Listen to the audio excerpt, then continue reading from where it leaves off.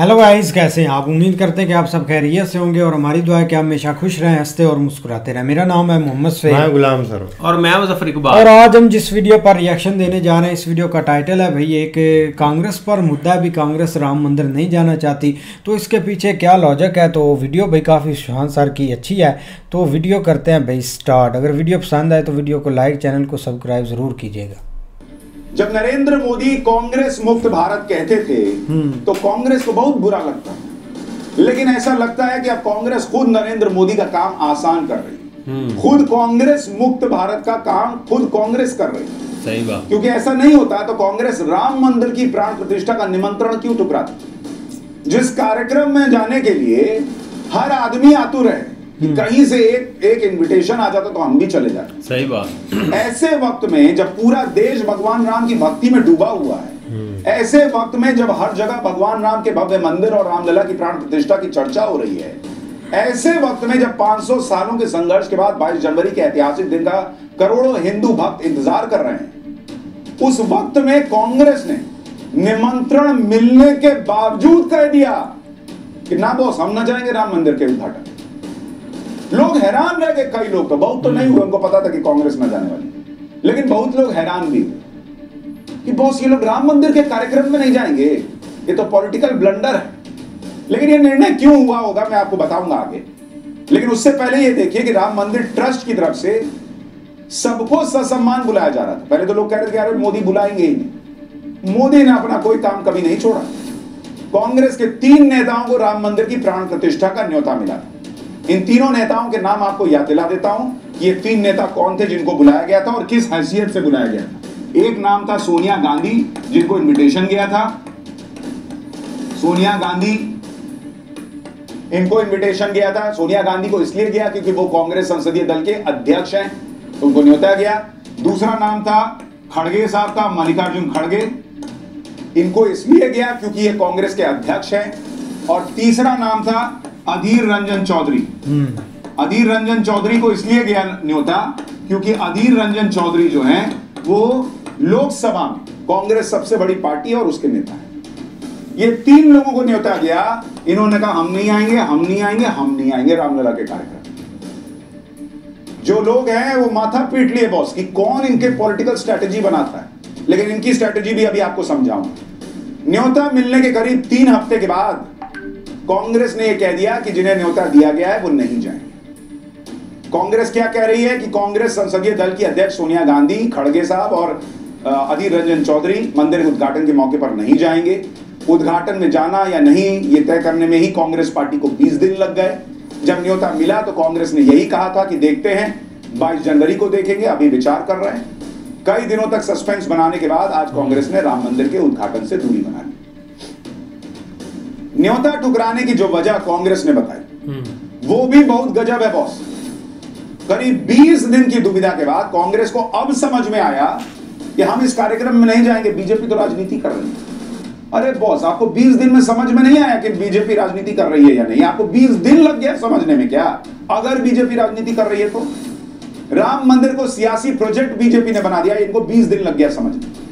कांग्रेस ने अपने बयान में क्या कहा कि धर्म मनुष्य का व्यक्तिगत विषय होता है। इफ्तारी पार्टी में जाते वक्त व्यक्तिगत विषय नहीं होता है। खैर, आगे कह रहे हैं कि बीजेपी और आरएसएस ने सालों से अयोध्या में राम मंदिर को एक राजनीतिक परियोजना बना दी। कांग्रेस ने आगे कहा कि यह साफ है कि उद्घाटन केवल चुनावी लाभ उठाने के लिए किया जा रहा है। लोगों की आस्था के सम्मान में कांग्रेस के नेता बीजेपी और आरएसएस के इस आयोजन के निमंत्रण को ससम्मान अस्वीकार करते हैं। लोगों के सम्मान, वो कौन से लोग हैं बॉस जिनका आप सम्मान कर रहे हैं रामलला को ना बोलकर?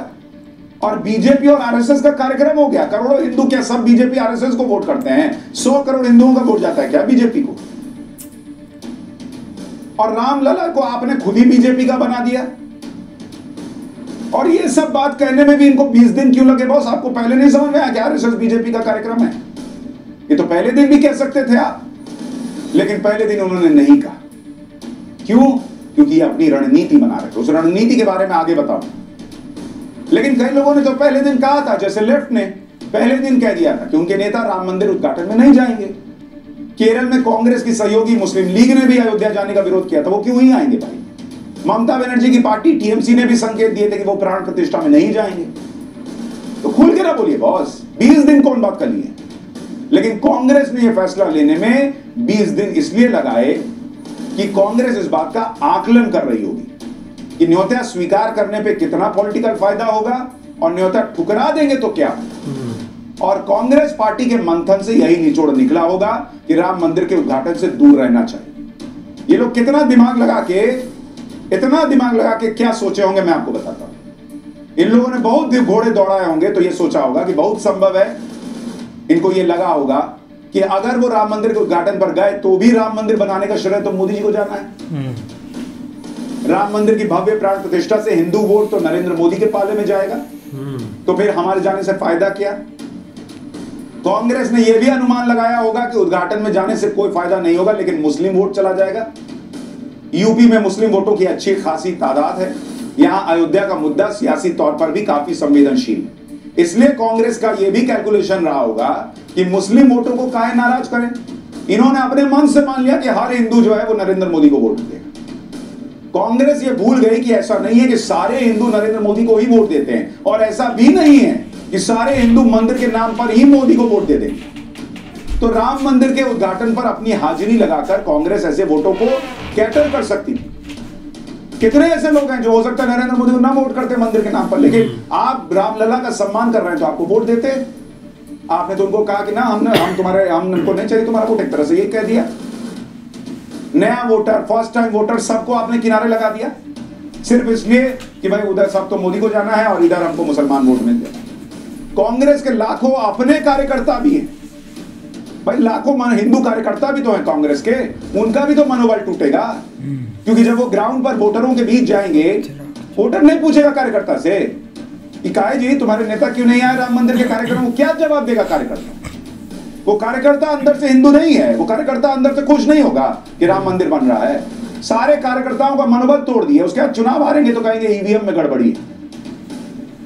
इसलिए खुद कांग्रेस के नेता खुलकर बोल रहे हैं कि ऐसा नहीं करना चाहिए। कांग्रेस के नेता आचार्य प्रमोद कृष्णम ने कहा कि श्री राम मंदिर के निमंत्रण को ठुकराना बेहद दुर्भाग्यपूर्ण और आत्मघाती फैसला है। आज दिल टूट गया। सही बात। इसी तरह कांग्रेस के नेता और गुजरात कांग्रेस के अध्यक्ष रहे अर्जुन मोढवाडिया ने भी पार्टी के इस फैसले को गलत बताया।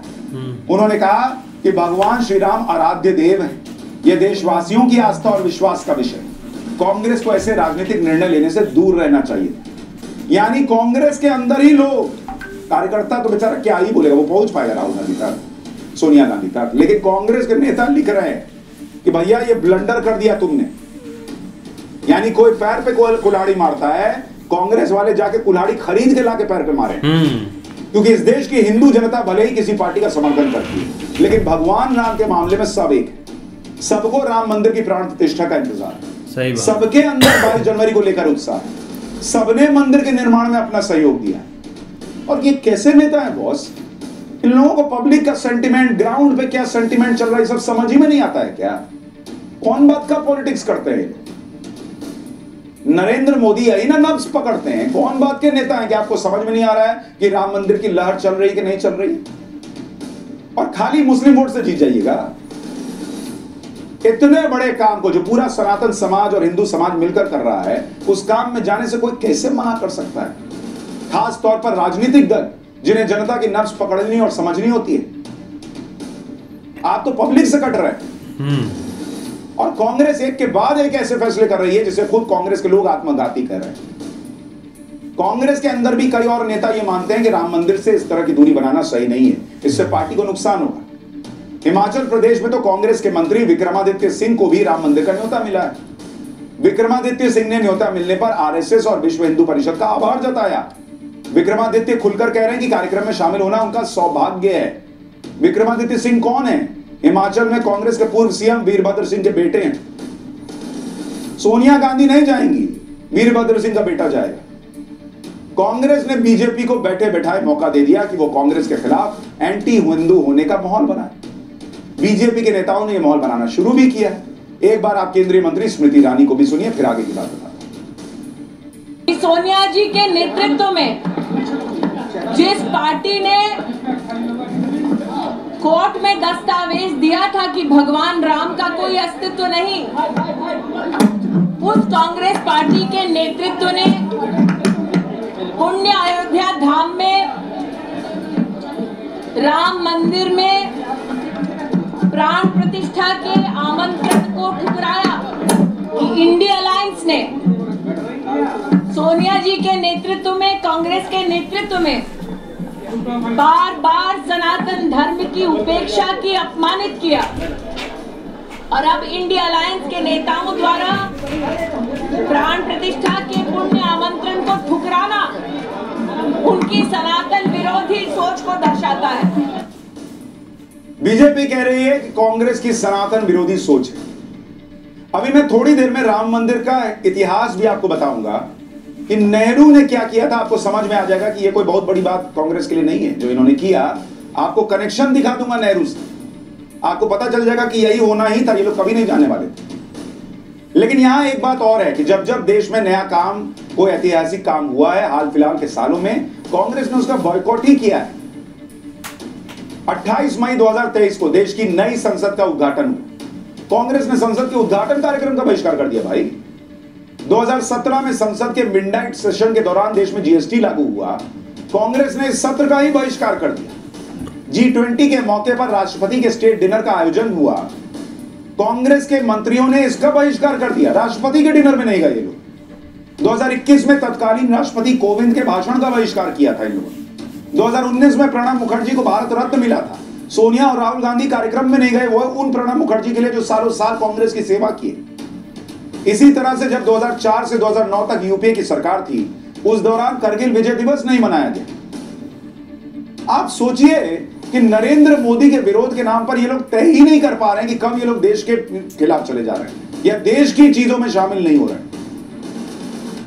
ये नरेंद्र मोदी के आगे देख ही नहीं पा रहे और अब राम मंदिर का न्योता ठुकरा दिए।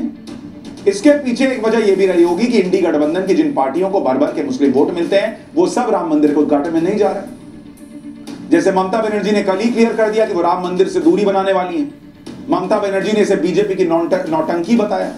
ममता बनर्जी ने राम मंदिर का जिक्र करते हुए हिंदू मुसलमान किया और यह कह दिया कि जब तक वो जिंदा हैं, वो हिंदू मुसलमान में भेदभाव नहीं करने वाले। ये वो मैडम है जो बंगाल में एक लंबे अरसे तक सिर्फ मौलवियों को जो है वो सैलरी देती थी, तब हिंदू मुसलमान में भेदभाव नहीं हो रहा था। अब जाके इन्होंने हाल में जब ये सवाल उठने लगा तो फिर दुर्गा पूजा के लिए भी देना शुरू किया, फिर वहां पर पंडितों को भी देना शुरू किया और ये कह रहे हैं कि मैं हिंदू मुसलमान नहीं होने दूं। ममता बनर्जी ने कहा कि वो लोगों को धार्मिक आधार पर बांटने में विश्वास नहीं रखते। इसी तरह से यूपी में अखिलेश यादव उद्घाटन समारोह में जाने में आनाकानी वाली बातें कर रहे हैं और साफ साफ संकेत दे रहे हैं कि वो जाने वाले नहीं, क्योंकि विश्व हिंदू परिषद का दावा है कि अखिलेश को न्योता गया है। उधर अखिलेश ने कहा था कि वो जिन्हें जानते नहीं उनसे न्योता स्वीकार नहीं करते। अखिलेश यादव के पास विश्व हिंदू परिषद के नेता आलोक कुमार रामलला की प्राण प्रतिष्ठा का निमंत्रण लेकर गए। इस पर अखिलेश यादव ने कहा था कि वो जिसे नहीं जानते उसे ना तो निमंत्रण देते हैं ना उससे लेते। अखिलेश ने कहा कि जब भगवान बुलाएंगे तो जाएंगे, किसी का कोई भगवान हो, हमारा भगवान तो पीडीए है। लेकिन कांग्रेस ने राम मंदिर से जिस तरह से दूरी बनाई है वो हैरान नहीं करती। ये पहले से ही तय कर लग रहा था कि कांग्रेस राम मंदिर की प्राण प्रतिष्ठा में नहीं जाएगी, क्योंकि कांग्रेस का नेहरू से लेकर अब तक यही इतिहास रहा। कई लोग तो सोशल मीडिया पे खुश हैं, वो कह रहे हैं कि रामलला ने ही लोगों को नहीं बुलाया, अच्छा हुआ ये लोग नहीं आ रहे। सोशल मीडिया पे लोगों का अपना सेंटिमेंट चलता है।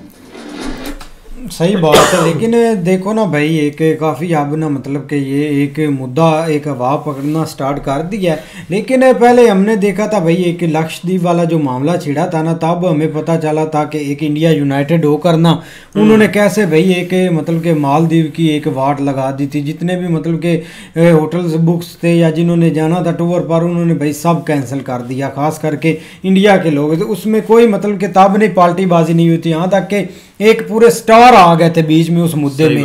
तो तब जाकर पता चल गया था कि भाई इंडिया एक ना यूनाइटेड होकर मतलब कि चल रहा है। लेकिन ये मुद्दा वाकई भाई काफ़ी एक परेशान करने वाला है। पहले हमें भी मतलब कि जब से चीज़ें स्टार्ट हुई थी ना, तब एक कांग्रेस के पास गया था निमंत्रण, तो उन्होंने भाई एक मतलब के आगे से बात टाल दी थी कि हम आ रहे हैं या जा रहे हैं, नहीं जा रहे हैं, ऐसे उन्होंने मतलब कि चीज़ें नहीं बताई। लेकिन एकदम से आज ये चीज़ें हुई। आज उन्होंने बड़ी चीज़ के ऊपर फैसला किया कि वो नहीं जाएंगे। लेकिन ये कि पहले दिन जब उनको ये भाई इनविटेशन गया था ना, तो उस वक़्त भी यही था एक मौक़िफ़ के इनको जो है ना वो वहाँ पे ज़रूर जाना चाहिए। उसकी वजह क्या है कि वो एक पॉलिटिकल इशू नहीं है, क्योंकि अगर इस जिस तरह ये हाइपर क्रिएट करके उसको एक पॉलिटिकल इशू का नाम दे रहे हैं ना, वो है नहीं। वो तो एक जस्ट जो एक सीन चल रहा है, या मतलब एक मंदिर बन गया, आप उसका जो है ना उन्होंने ज़ाहिर बात ओपनिंग करनी है, तो उसके लिए सियासी पॉइंट ऑफ स्कोर करने की ज़रूरत ही नहीं, क्योंकि हम बहुत सारे एक धार्मिक चीज़ों को देख रहे हैं जो कि वो वहाँ पे हो रही हैं, और उसका एक सियासत से दूर दूर तक कोई तल्लुक नहीं। तो इस चीज़ को मद्देनज़र रखते हुए इस तरह का स्टेप नहीं लेना था। लेकिन ये कि एक सियासत है ये ऐसी चीज़, क्या बंदा अब इसके ऊपर बात करे कि आप देख लो कि एक मुस्लिम वोट बैंक, मुझे नहीं लगता कि वो इतना कुछ ज़्यादा होगा, क्योंकि मुस्लिम भी वहाँ पे एक डिवाइडेड इस तरह है कि ज़्यादा जो है ना वो इस चीज़ को सपोर्ट कर रहे हैं। आज के जो जितने भी हमने इंटरव्यूज़ वगैरह देखे हैं उसमें तो भाई साहब यही है कि वो सपोर्ट कर रहे हैं इस चीज़ को, और वो इस साइड के ऊपर ही है कि भाई ठीक है बन गया, बस हम जो है ना वो वहाँ पे जो लोग आएंगे उनकी एक सेवा भी करेंगे, उनके साथ जो है ना वो पार्टिसिपेट भी करेंगे, हर तरह का उनके साथ एक तामन करेंगे जो इतना हमसे हो सका, जितना पॉसिबल हो सका। लेकिन ये कि इस तरह अगर आप एक जो है ना वो बड़ी जमात अगर इस तरह का स्टेप लेती है तो उसका एक इम्प्रेशन जो है ना वो अच्छा नहीं जाता। उसकी वजह ये है कि अब ज़रूरी नहीं कि उनके सिर्फ जस्ट जो वोटर हैं वो मुस्लिम ही हैं, वो हिंदू भी हैं उनके, लिहाजा उनके ज़हन में उन्होंने तो नहीं इस चीज़ का भेदभाव रखा हुआ कि वो भाई राम जी को नहीं मानते या इस तरह का सीन नहीं है, वो तो उनके अंदर नहीं है। लेकिन जब इस तरह का कोई एक स्टेप जाए जिस तरह लिया गया, तो वो उनके दिल में ये चीज़ ज़रूर भय डाल सकता है कि इन्होंने इस तरह का स्टेप क्यों लिया, जो कि एक नहीं लेना चाहिए था। नहीं, वाकई एक ना पॉलिटिक्स जो चीज़ें होती हैं ना उसको मतलब कि एक हाथ तक रखना चाहिए। हाँ। ये नहीं कि आप मतलब कि आपने एक जो इंटरनल मामले उसमें भी आप पॉलिटिक्स को मतलब कि घसीटें और सब कुछ चीज़ें एक बर्बाद कर दे। अब देखो ना पॉलिटिक्स एक जनता के साथ होती है, सही बात, एक जनता के साथ पॉलिटिक्स होती है। आप अकेले बंदा तो नहीं ना पॉलिटिक्स कर सकता। ठीक है, आपके जो मतलब के काम किए धरे हैं उस पर भी कुछ चीज़ें डिपेंड होती है, लेकिन ये बात बहुत असर करेगी। अब मुझे जहां तक मेरा भाई एक ख्याल है ना, ये बात वाकई काफी एक असर करेगी, चाहे जो भी हो जाए। क्योंकि एक लोग हमने एक ग्राउंड रिपोर्ट भी देखी है यार, लोग काफी खुश भी थे, और मतलब के हर बंदा, ये नहीं कि एक आधा बंदा, तो वो काफी ना एक इसका बुरा असर होगा एक मतलब के पार्टी पर, एक पॉलिटिक जो मेंबर हैं उन पर भी काफी एक असर देर तक आगे तक यार। आप देखो ना जिस तरह पिछले कुछ मुद्दे हुए जिसमें जिस तरह G20 का एक डिनर उन्होंने रखा हुआ था, वहाँ पे भी ज़ाहिर बात सब पार्टियों को उन्होंने इनवाइट किया हुआ था जो उनके मेन बंदे थे, और उससे पीछे जो भी एक बड़े स्टेप हुए, कोई एक ऐसा जो कि मुल्क के लिए वो एक वहाँ पे आप पॉलिटिक्स जो है ना वो ले भी आ सकते हैं, चमका भी सकते हैं, क्योंकि वो ज़ाहिर बात है अगर आप उसमें जाते हैं तो आपका वोटर भी नाराज हो जाएगा कि ये अंदर खाते एक ही हैं, ये इन्होंने हमें जस्ट जो है ना वो चूना लगाया हुआ है। हाँ। लेकिन जब इस तरह एक धार्मिक के ऊपर चीज़ें आ जाती हैं ना, वहाँ पे थोड़ा सा ना इस चीज़ को थोड़ा कंट्रोल करना चाहिए। हाँ, आप जाएं, आप खुद ना जाएं, आप एक छोटे ओहदेदार को भेज दें ताकि एक नाम बन जाए। लेकिन छोटे ओहदेदार को क्यों भेजना? अगर आपको निमंत्रण है भाई आप जाना चाहिए, हर चीज होती है। अगर वो समझते हैं कि गैप, लेकिन राहुल गांधी को क्यों नहीं भाई एक निमंत्रण आया? हम तो जब वीडियो स्टार्ट करने लगे थे ना, हमें तो यही लगा था कि भाई फ्रंट पर राहुल गांधी जी होंगे, और मतलब के राहुल गांधी तो वो मतलब के जरूर जाएंगे उधर एक। लेकिन मुझे लगता है कि कांग्रेस में और भी बड़े हैं उनसे मतलब के बड़े लीडर सोनिया गांधी है। हाँ, सोनिया गांधी है, और ऊपर से काफ़ी क्योंकि साउथ में भी काफ़ी अभी जो इलेक्शन हुआ था तो उसमें भी काफ़ी ना एक चीज़ें डिफरेंट हुई हैं। एक बीजेपी वाला तो इलेक्शन एक ज़रूर कांग्रेस पीछे चली गई है, लेकिन पीछे जो इलेक्शन हुए थे उसमें एक दो स्टेट में वो जीती हुई भी है, उनके पास है। लेकिन ये कि वो तो एक सियासी मुद्दा है ना। लेकिन भाई अब ये जो इस तरह का एक काम था ना, इसमें हमें नहीं लगता था कि उनको इस तरह एक जो है ना वो फेल करने चाहिए, या मतलब ना एंट्री के इस तरह की न्यूज़ चलनी चाहिए। लेकिन मैं भी देखो आगे जाके कोई उनका मूड बदल जाए, लेकिन कुछ नहीं शायद कोई चीज़ें नहीं बोली जाती अभी तक, शायद आ जाए। लेकिन उम्मीद करते हैं कि आपको वीडियो पसंद आएगी। अगर पसंद आए तो वीडियो को लाइक, चैनल को सब्सक्राइब ज़रूर कीजिएगा। तब तक के लिए गुड बाय, टेक।